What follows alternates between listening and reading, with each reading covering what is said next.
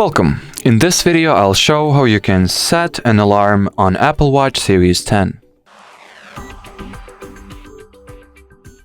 So in the beginning, take your Apple Watch and unlock them. Then press the digital crown to launch the list of available apps and look for the alarm app that looks like that. Tap on it and simply add a new alarm. So set what time you would like for it to go off.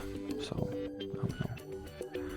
using the digital crown, just scroll it, scroll the crown, select time, hour, minute, AM, PM, and then press the tick button to set it.